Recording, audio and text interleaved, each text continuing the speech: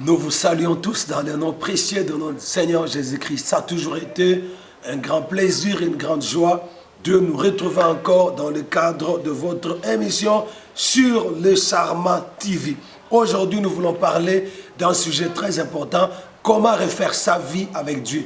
Comment refaire sa vie avec Dieu. Bien aimé, vous savez, j'entends souvent bien des gens dire, si c'était à refaire, je ferais ceci, je ferais cela. Et souvent, les gens disent ça lorsqu'ils mettent fin à une relation amoureuse, lorsqu'ils mettent fin à un mariage, ou lorsqu'il est chassé du travail, ou lorsque les choses n'ont pas marché dans un domaine ou dans un autre. J'entends souvent les gens dire, si c'était à refaire, j'entends aussi certaines personnes dire, je vais refaire ma vie, ce n'est pas la fin du monde. Alors voilà pourquoi Dieu m'a mis à cœur de partager avec vous aujourd'hui comment refaire sa vie avec Jésus-Christ, comment refaire sa vie avec Dieu. Vous savez l'histoire de l'enfant prodigue qui avait demandé à son père de lui donner tout ce qu'il avait comme tout ce qui lui appartenait, la part de bien qui lui revenait.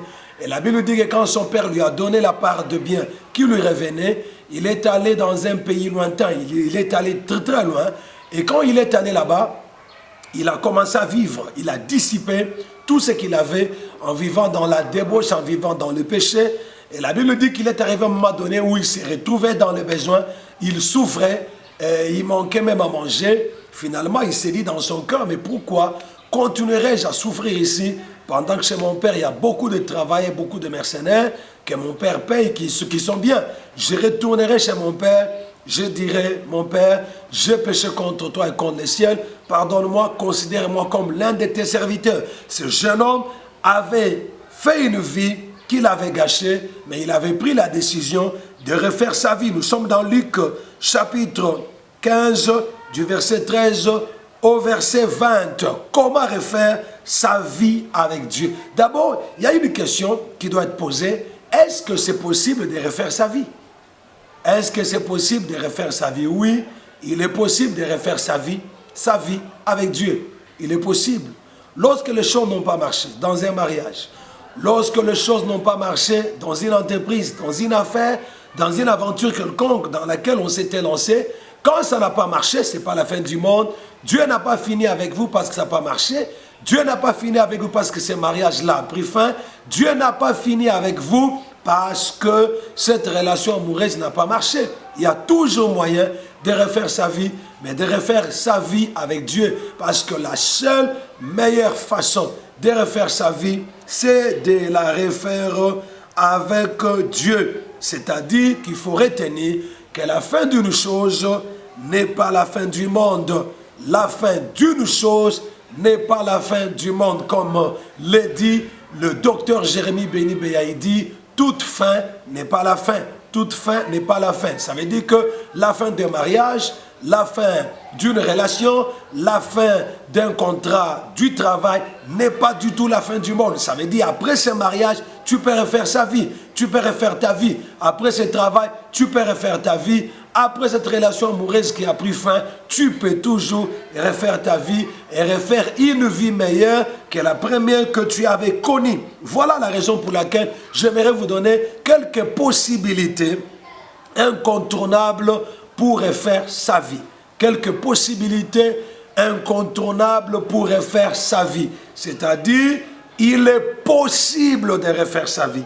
Il est possible de refaire sa vie parce que la fin de tout ce que tu as connu dans ta vie n'est pas la fin du monde. Toute fin n'est pas la fin. Voilà.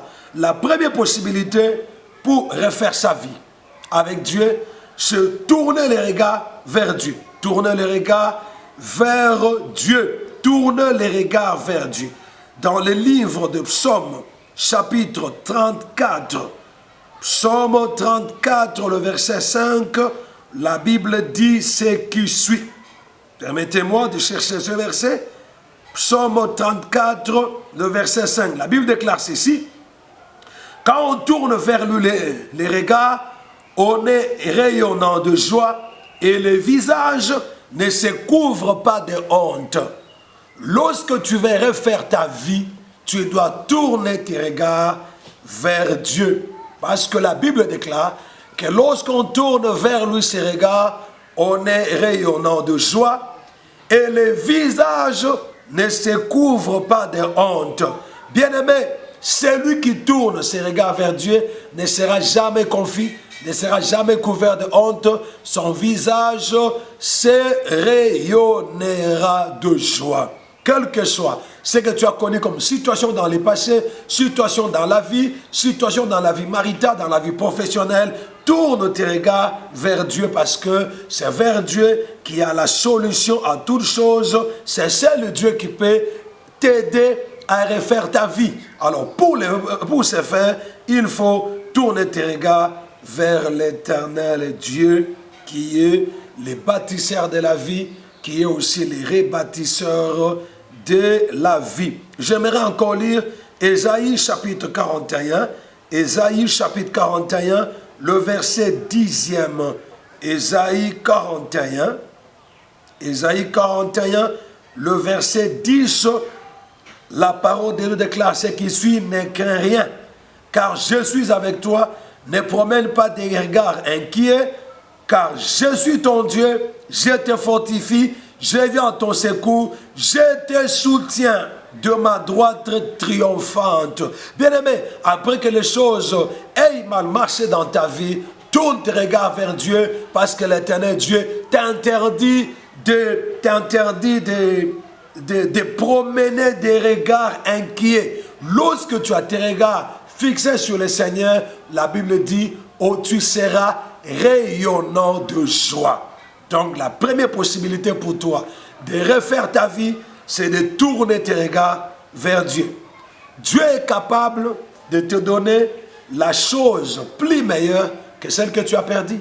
Voilà pourquoi il faut tourner tes regards vers lui. Deuxième possibilité de refaire sa vie, c'est de reconnaître ses erreurs. Reconnaître ses erreurs.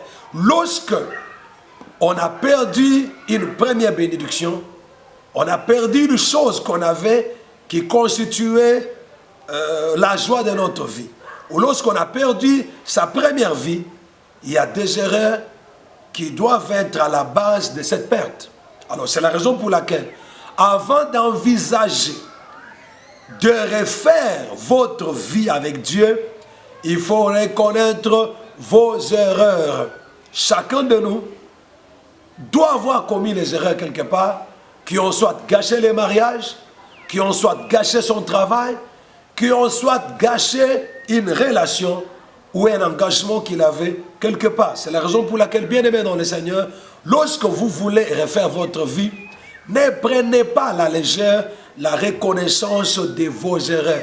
Dans la vie, il ne faut jamais avoir honte de vos erreurs. Il faut toujours reconnaître vos erreurs, les assumer et prendre la décision de les corriger. Il est très important.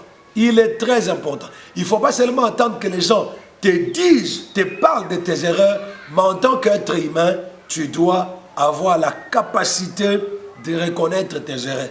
Parce que si tu ne reconnais pas tes erreurs et que tu refais ta vie, les mêmes erreurs qui ont détruit ta vie hier, qui ont détruit ton mariage hier, qui ont détruit ton travail hier, détruiront encore la vie que tu es en train de vouloir refaire ou la vie que tu es en train de rebâtir. Il est très important.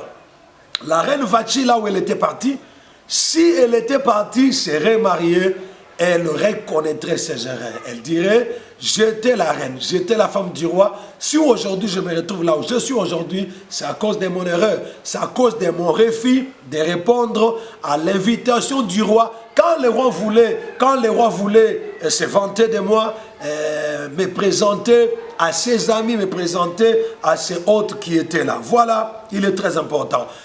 L'enfant prodigue aussi, lorsqu'il s'est retrouvé dans la souffrance, il a reconnu son erreur. Il a dit: d'abord, c'était une erreur pour moi de demander à mon père la part qui me revient précipitamment. C'était trop tôt pour moi. Alors, il a reconnu qu'il avait commis une erreur. Il devait rentrer chez son père, demander pardon.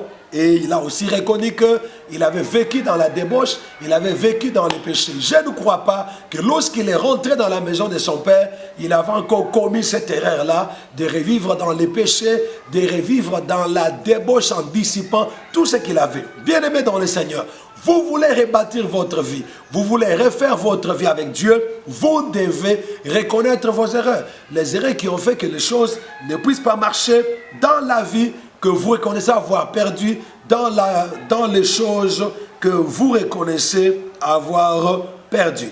Troisième possibilité de refaire votre vie, c'est de reconnaître votre responsabilité dans les malheurs rencontrés. Il faut reconnaître votre responsabilité dans le malheur rencontré. Bien-aimé, si les choses n'ont pas marché hier, si les choses n'ont pas marché dans ton mari, dans ton travail, dans la vie que tu es en train, que tu as peut-être perdu, tu dois reconnaître ta responsabilité. Chacun de nous a une part de responsabilité dans les malheurs qui nous arrivent. Chacun de nous doit reconnaître sa part de responsabilité. Pourquoi aujourd'hui tu veux rebâtir? Lorsqu'on parle de refaire la vie, c'est qu'il y a une vie qui n'avait pas marché. Ça n'a pas marché, pourquoi? Quelle a été ta responsabilité? Tu étais responsable en quoi? Il ne faut pas seulement accuser l'autre comme l'avait fait Adam dans le jardin d'Éden. Pourquoi me fuis-tu? Pourquoi tu dis que tu es né? As-tu mangé du fruit que je t'avais interdit? Adam répondra, c'est pas moi, c'est la femme que tu as mis à mes côtés, c'est elle qui m'a donné du fruit et j'ai mangé. Adam, sois responsable. Tu pouvais refuser. Adam, tu dois assumer ta responsabilité. Tu dois reconnaître ta responsabilité. Maman, tu es responsable de la dissolution de ton mariage. Papa, tu es responsable du limogeage que tu as connu au niveau du travail. Tu es responsable de choses qui se sont détruites. Ça veut dire qu'il ne faut pas toujours pointer d'autres personnes les doigts accusateurs. Il faut se dire, si ça n'a pas marché, c'est parce que moi aussi, j'avais failli sur tel point, j'avais failli dans tel domaine. Tu verras que tu vas bien refaire ta vie. Tu vas bien refaire ta vie. Tu ne vas pas la refaire sur les mêmes erreurs, sur les mêmes négligences, sur les mêmes faiblesses, mais tu vas la rebâtir sur une responsabilité. Alors, il est très important de ne pas être comme Adam. Adam a renvoyé la faute, a fait retomber la faute sur Ève. Ève aussi a dit non, c'est pas moi, c'est le serpent. C'est le serpent qui était resté silencieux. Le serpent n'a pas parlé, le serpent est resté calme. Bien aimé, dans la vie, il faut accepter votre responsabilité dans les choses qui n'ont pas marché dans votre vie. Quatrième possibilité de refaire votre vie, c'est de ne pas regretter ce que vous avez donné et ce que vous avez perdu. Ne regrette pas ce que tu as donné, ne regrette pas ce que tu as perdu. Parce que dans la première vie, tu as donné, tu as te donner, tu as donné, tu as perdre des choses. Ce que tu as donné, ne le regrette pas. Ce que tu as perdu aussi, ne le regrette pas. Pourquoi j'ai dit de ne pas regretter? Parce qu'il y a des gens qui disent que parce qu'il a été déçu par les femmes, il n'aimera plus les femmes. Parce que les hommes l'ont tellement fait du mal, elle a décidé de ne plus se marier. Non, ça c'est une manière de regretter ce qu'on a donné dans le passé. Ça c'est une manière de regretter ce qu'on a perdu dans le passé. Ce n'est pas parce que dans la vie, dans cette relation, ça n'a pas marché. Ce n'est pas parce que cette affaire n'a pas marché que tout ne marchera pas toujours. Ce n'est pas parce qu'un homme t'a déçu que tous les hommes qui viendront dans ta vie te décevront toujours. C'est pas parce qu'une femme t'a trahi, une femme t'a été infidèle, que toutes les femmes du monde te seront infidèles. Bien-aimés dans le Seigneur, il est toujours important de ne pas regretter ce que nous avons donné et ce que nous avons perdu. Alors voilà pourquoi, lorsque toi aussi tu refuses de t'abonner, tu perdras absolument rien. Qu'est-ce que tu perdras en t'abonnant? Abonne-toi à la chaîne Les Sarmatu Vie. Ça sera une manière pour toi de nous soutenir, de faire avancer l'œuvre de Dieu. Ne regrette pas ce que tu as donné. Ne regrette pas ce que tu as perdu. Tu veux rebâtir ta vie. Il est possible de la rebâtir. Parce que lorsque tu regrettes ce que tu as donné, tu te vengeras sur les innocents. Tu te vengeras contre les innocents. Je prends par exemple un cas du mariage. Un homme qui s'était marié à une femme. Et la femme a commis l'adultère. Cet homme-là, s'il continue à regretter ce qu'il a donné à cette femme, ce qu'il a fait pour cette femme, toute femme qui viendra dans sa vie, l'homme-là va se venger contre la femme-là. Il va venger sa première femme sur l'autre femme-là. Alors, bien-aimé dans le Seigneur, il ne faut jamais regretter ce que vous avez donné et ce que vous avez perdu. Je parle de perdre, ça veut dire, lorsqu'on donne, on se donne, on perd le temps, on perd l'énergie, on perd l'amour, on perd l'argent, on perd tout ce qu'on peut donner. On peut les regretter, mais il ne faut pas le regretter lorsque vous voulez refaire votre vie. Sinon, vous payerez les pots cassés aux innocents. Vous payerez les pots cassés à ceux qui ne vous ont pas du tout fait du mal. Fait du mal. Alors, cinquième possibilité pour refaire votre vie avec Dieu, c'est se relancer en s'appuyant sur la parole de Dieu. Se relancer en s'appuyant sur la parole de Dieu. Vous connaissez l'histoire de l'apôtre Pierre. La Bible dit l'apôtre Pierre a péché toute la nuit, mais Jésus lui a dit, avancez en pleine eau, jetez vos filets. Il a dit, sur ta parole, je jetterai les filets. La parole de Dieu ne faillit jamais. La Bible déclare, les cieux et la terre passeront, mais la parole de Dieu ne passera jamais. Appuie-toi sur la parole de Dieu et relance-toi. Appuie-toi sur la parole de Dieu, recommence encore. Appuie-toi sur la parole de Dieu, renoue de nouvelles, noue de nouvelles relations, noue de nouveaux engagements en t'appuyant sur la parole de Dieu, parce que la parole de Dieu ne faillit jamais et parce que l'Éternel Dieu, il est derrière sa parole pour l'accomplir. Vous voulez refaire votre vie, relancez-vous en vous appuyant sur la parole de Dieu. L'apôtre Pierre a dit, sur ta parole, je jetterai le filet. Il a jeté le filet et vous connaissez qu'il avait eu une pêche miraculeuse. Il a eu une grande quantité de poissons qu'il n'avait jamais eu tout le temps qu'il était dans la pêche. Il était un grand pêcheur, il avait de l'expérience dans la pêche, mais depuis qu'il était pêcheur, il n'avait jamais eu un aussi grand nombre de poissons comme ce jour-là. C'était pourquoi? C'était parce qu'il s'était relancé en s'appuyant sur la parole de Dieu. N'abandonne pas, ne te décourage pas, relance-toi encore dans la vie amoureuse, relance-toi encore dans la vie des affaires, dans la vie professionnelle, mais tout en t'appuyant sur la parole de Dieu, tu verras que cette fois-ci, tu vas refaire ta vie, et les choses seront différentes que la fois passée. Cette sixième possibilité de refaire sa vie avec Dieu, c'est de travailler son caractère et son comportement. Il faut travailler ton caractère et ton comportement. Bien aimé, il y a des gens qui se glorifient de leur mauvais caractère. Il y a des gens qui se glorifient de leur mauvais comportement. Tout caractère peut changer. Tout comportement peut changer. Bien aimé dans le Seigneur, tu es la seule personne qui peut mieux travailler ton caractère. Si tu as un mauvais caractère, ça va encore détruire la nouvelle vie que tu veux rebâtir, tu veux refaire. Tu dois travailler ton caractère.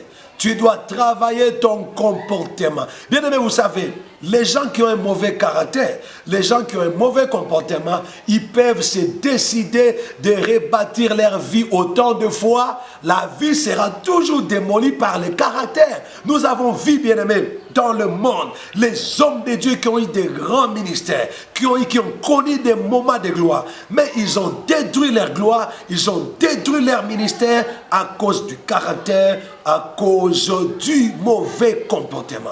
Il est important, bien-aimé, de travailler ton caractère. Il est très important, ma chère, toi, qui aspire au mariage, qui veut refaire ta vie maritale, qui veut refaire une vie conjugale, de travailler ton caractère. Le caractère se traite. Le caractère se travaille. Le caractère peut changer. Le caractère peut être transformé. Il ne faut jamais dire, c'est comme ça que moi je suis, je ne peux pas changer. Non, non, non, non, tu peux changer. Si tu es insolent, tu peux changer. Si tu es impoli, tu peux changer. Si tu es impulsif, tu peux changer. Le caractère peut être, tu peux être une belle femme. Tu peux être une très jolie femme. La beauté va attirer les hommes, mais c'est le caractère qui va garder les hommes vers toi. La beauté, ton corps, peut attirer les hommes. Mais c'est ton caractère qui permettra aux hommes de rester dans ta vie. Bien-aimé, il est des fois scandaleux de voir des hommes abandonner des femmes très belles. Il est aussi des fois scandaleux de voir des femmes abandonner des hommes très riches. Vous verrez une femme abandonner un milliardaire. Il a abandonné ce milliardaire, pourquoi? À cause de son mauvais caractère. Qui que vous soyez, vous devez travailler votre caractère et votre comportement. Sinon, votre mauvais caractère, votre mauvais comportement vous détruira encore la vie que vous envisagez refaire, la vie que vous comptez rebâtir. Travaille ton caractère, travaille ton tempérament, travaille ton comportement. Tu dois les travailler. Il n'y a personne d'autre qui le fera à ta place. Tu es le mieux placé pour travailler ton caractère. Oh, il y a des femmes insupportables. Il y a des hommes insupportables. Ça veut dire, si réellement tu veux refaire ta vie avec Dieu, tu dois travailler ton caractère. Tu dois demander à Dieu de te transformer, de te changer. Il ne faut pas seulement prier que Dieu te bénisse. Il faut aussi demander à Dieu de te transformer. Doter de toi ces mauvais caractères, ces mauvais comportements. Dieu, il change.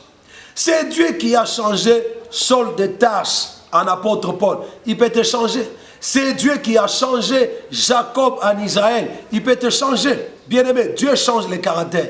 Dieu ne change pas seulement l'âme, ne transforme pas seulement l'âme. Dieu change aussi les caractères. Parce que c'est le caractère qui te permettra de maintenir et de bien gérer la bénédiction que Dieu te donne, les faveurs, les opportunités que l'Éternel Dieu te donne. Je connais des hommes de Dieu qui ont eu la grâce d'avoir de grands ministères, de grandes églises, beaucoup de gens dans leurs églises, mais ils ont vidé leurs églises. Ils ont dispersé les fidèles eux-mêmes par leur mauvais caractère, par leur mauvais comportement. Alors il est très important, bien-aimé, que vous soyez, où que vous soyez, de travailler votre caractère. Surtout, il faut prier. Il faut chasser les esprits, les démons qui se cachent derrière votre mauvais comportement, derrière votre mauvais caractère. Parce que derrière certains caractères se cachent les démons, se cachent les envoûtements, se cachent les esprits impies. C'est pourquoi il est très important, lorsque plusieurs personnes te reprochent les mêmes faiblesses, te reprochent les mêmes choses, il faut comprendre que derrière ton comportement, il peut se cacher des démons, il peut se cacher certains esprits, il peut se cacher certains envoûtements qui ont pour but de te pourrir la vie partout où tu vas et dans tout ce que tu fais. Il est très important, bien-aimé, très important. Septième possibilité de refaire votre vie, c'est d'éviter de toujours accuser les autres. Éviter de toujours accuser les autres. Bien aimé, il y a des gens, ils n'ont jamais fait du mal, ils n'ont jamais été responsables de quoi que ce soit. C'est seulement les autres. Non, c'était de sa faute. C'est lui qui avait commencé. Non, non. Dans la vie, bien aimé, lorsque vous voulez refaire votre vie et bien la refaire, il faut arrêter. Il faut éviter de toujours accuser les autres. Les autres ne sont toujours pas responsables de tous les malheurs qui nous arrivent. Il ne faut pas toujours accuser les gens. Oh, c'est lui qui ne se comportait pas bien. Ben, lui ne se comportait pas bien. Toi, tu te comportais bien. Alors, bien aimé, il faut éviter toujours de faire porter aux autres le chapeau. Ce n'est pas bien. Il ne faut pas toujours faire porter aux autres le chapeau. Je ne sais pas ce que la reine Vachi était partie dire. Non, peut-être la reine Vachi était partie accuser les rois en disant, les rois écoutent beaucoup ses collaborateurs, les rois écoutent beaucoup les anciens de la ville. Les rois, au lieu d'écouter mon explication, il a d'abord préféré écouter ses collaborateurs, écouter son entourage. Non, il ne faut pas toujours accuser les autres. Reine Vachi, si toi tu étais parti chez les rois, les collaborateurs du roi n'allaient pas lui donner ses conseils de ne plus te reprendre en mariage. Donc, bien aimé dans le Seigneur, il ne faut pas toujours accuser les autres. Il ne faut pas toujours accuser les sorciers. Il ne faut pas toujours voir les sorciers derrière toute situation, tout problème qui n'a pas marché dans ta vie. Il faut d'abord toi-même aussi te mettre devant tes propres responsabilités et tu verras que tout ce qui t'arrive, il n'y a pas que les gens à accuser. tu peux aussi être responsable de ça. Donc, il ne faut pas, c'est comme je venais de le dire tantôt, il ne faut pas avoir l'habitude d'être comme Adam. Adam, il a accusé la femme a accusé le serpent. Maintenant, le serpent allait accuser qui? Le serpent, lui, maintenant, allait accuser qui? Le serpent est resté calme, il a assumé ses responsabilités. Il a assumé. Voilà. Il est très important. Comment refaire ta vie avec Dieu? 8e possibilité pour toi de refaire ta vie avec Dieu, c'est identifier les choses à changer. Tu dois identifier les choses à corriger. Tu dois identifier les choses à corriger.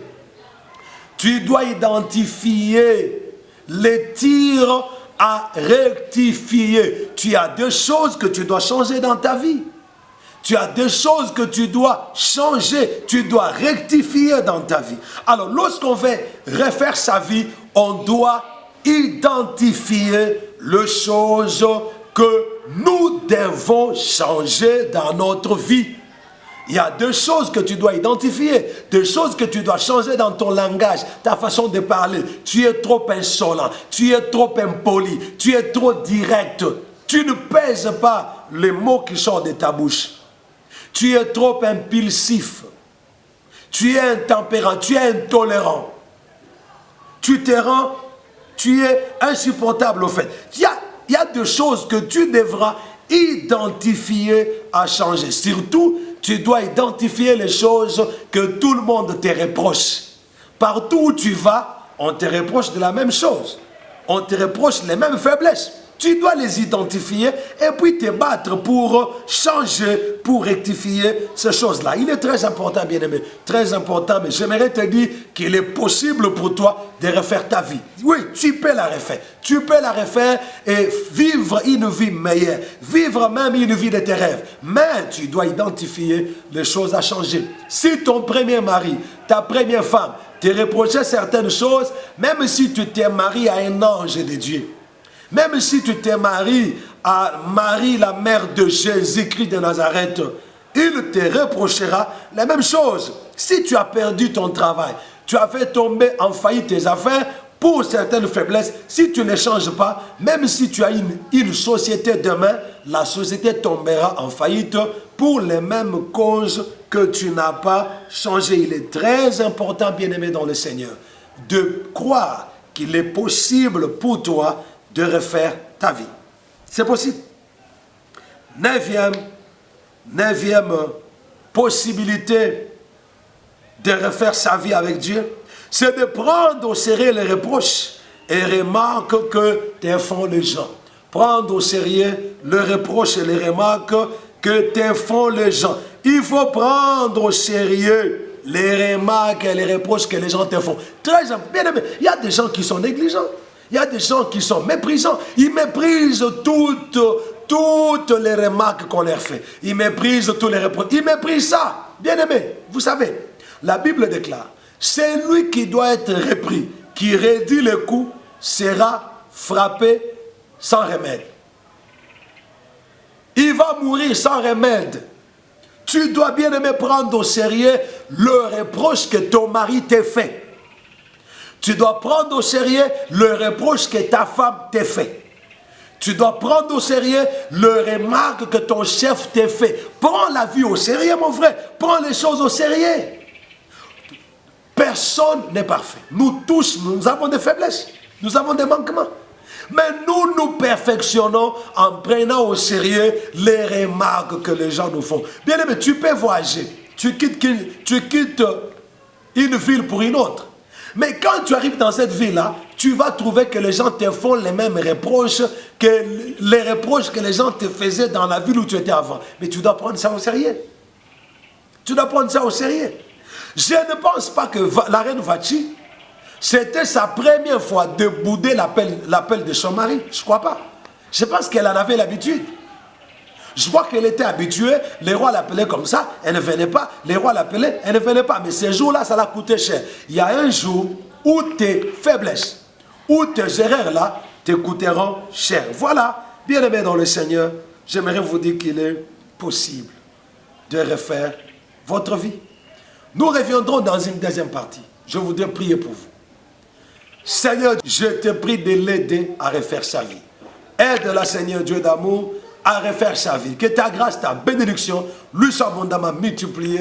Dans le nom de Jésus-Christ, nous avons ainsi prié. Amen. Soyez bénis, soyez bénis. Que Yahweh Dieu vous bénisse au nom de Jésus-Christ. Amen.